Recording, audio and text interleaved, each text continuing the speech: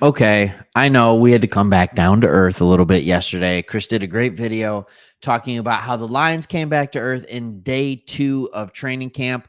But today we're going to bring it back to the positive side. Okay. And make sure as you're watching this video, leave a comment, hit the like button, hit the subscribe button if you're not a subscriber yet. We love the Lions. We love making videos on the Lions. And we're going to get to this article. But first, I want to talk about that balance. Day 1, day 2 of joint practices. It is rare to dominate both practices in joint practices on back-to-back days. It's hard to do.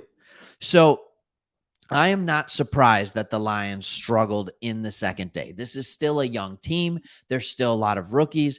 It makes sense that they struggled, but there are still a lot of really good things that are coming out of this. I'm excited to see how these guys bounce back. I think some of these rookies are going to get some run in the preseason game tonight. All right. That's why we're doing an early release of this video. And you need to watch them during the preseason game. And so we want to talk about those guys who Dan Campbell is fired up about. So after day 1 of camp, he had some things to say. First one was on second round pick Sam Laporta. He said, Laporta, I thought Laporta showed up. That's like the ultimate Dan Campbell compliment. I mean, like, he has been a fixture. We're seeing him make plays. We're seeing him beat linebackers for the Giants. We knew he was doing it against our team. So the fact that on day 1 and even day 2, he's a guy who continued to play well. Now that we're able to look at day 2 in the review mirror, this article was after day 1. He still continued to play well. The fact that he's doing it against other competition, that is massive. That is huge. And it's even said during this article, he said in his limited time watching the offense on the second day of joint practices. Oh, so I was wrong. The article came in on the second day. Laporta was the only first team player to find the end zone during the opening red zone 7-on-7 drills. So like we said, he continued to play. He continued to ball out. It was really, really good. All right. First round pick, Jahmyr Gibbs. He said, I thought Gibbs showed up. Another ultimate Dan Campbell compliment. Thank you so much. All right. As we broke down in our day 1 observations, Gibbs had a big day against the Giants defense. He scored 2 touchdowns. Also, he did that to linebacker Bobby Ogarike. I can't show it, copyright stuff, all that kind of stuff. That's okay. He said Branch did some things, but let's talk about Gibbs for a second. There was here's the thing. When we talk about Gibbs coming back down to earth in day 2, it's because they bracketed him at times. Are you kidding me? Like, they paid more attention so that they would chip him off the line and then they'd have another player. So if you're committing 2 players to Gibbs, a rookie in a scrimmage, can you imagine what he's going to do to defenses in NFL games? If you have 2 players on him, that means you can't have 2 players somewhere else. That means you're getting one-on-one matchups somewhere else. That means St. Brown is working one-on-one. That means Laporta is working one-on-one. That means Marvin Jones. That means Josh Reynolds. That means Khalif Raymond. I don't care. Fill in the name. Soon to be Jamison Williams. This is massive. It's a pick your poison type situation. Brian Branch, I can't talk enough about this guy. What we're seeing from him, the speed that he ran with was okay. The speed he is playing with in games and in practice looks amazing. It looks amazing. I can't even begin to understand it. I can't begin to understand it. It says he's fully assumed the Lions starting nickel job just a week ago. We were reading articles about how Brian Branch probably won't be a starter this season, but it's going to be a hard time keeping him off the field. Now we're hearing, yeah, he's the starter. He just is. And that means Tracy Walker's on the second team. So CJ Gardner-Johnson's playing in the back end. Kirby Joseph. This is the best news we could possibly have as Lions fans. It is the best news we could possibly have because that means that we have a rookie that has come in. He has uprooted and replaced Tracy Walker in an ipso facto whatever type of way. I love Tracy Walker, but if we have a guy who's going to come in here that we can pay less money, that's going to make more big plays, that is a little more versatile, I'm all for it. I'm all for it. He was all over the place.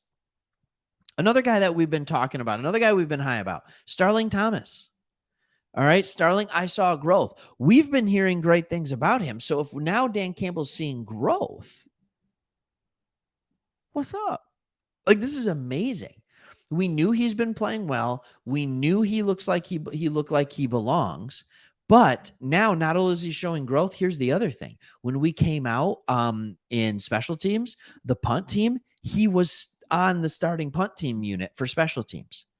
So if he was consistently playing throughout the scrimmage and throughout the first day in practice on that first special teams unit, that is a huge sign for him making this team.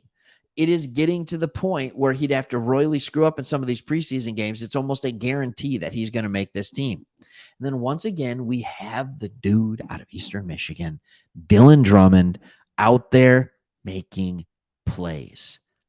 All right. So multiple people talked about him, and I love this. He makes plays every day. He really mentally can play all the positions, Campbell said. He competes in special teams, and I would say he's hard to ignore. He's just hard to ignore. We've talked about that. And then he talked about he just is continuing to climb the depth chart. So he's doing exactly what a guy like him has to do. He's doing everything right. He rarely messes something up. And if he does, he learns from it, he grows, and it doesn't happen again. Goff talked about him. It's not just Dan Campbell. Goff said he's a good player, man. He does everything right. Continually shows up. I know he's good on special teams from what I've heard. But yeah, for me, he's a guy that continually is exactly where he's supposed to be, on time. He's fast. He's sudden. He's smart. He's got good hands. Hello. Like, that's fantastic. That's fantastic. All right. And then when you mix that with the unfortunate Antoine Green news, when they asked Campbell of Antoine Green, he said inconsistent. He said, man, he does some things that really show, and then it just, it dips.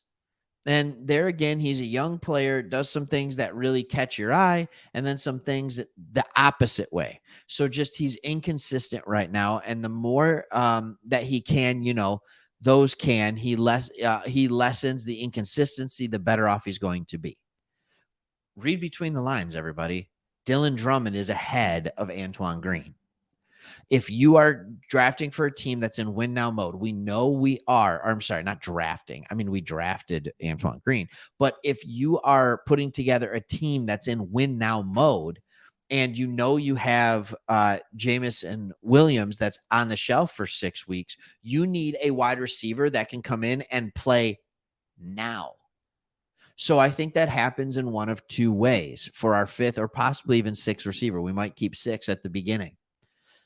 I think that's either a young guy who proves that he can be a steady, reliable force on the offense, like Dylan Drummond is starting to do, or it means that we pick up a guy after cuts happen. I like the first option more because he's been in camp. You know what you're getting from him. So this is kind of an exciting thing overall. Like, this is what you'd expect. You expect each team to kind of win each day. It's the way it goes. When it has a practice or a joint practice like this, let's see what happens in the preseason game. Remember last year at this time when we had the joint practice with the Colts and both days did not look good? And day 2, it's like, okay, we started to get some small victories. Well, it's different than that now.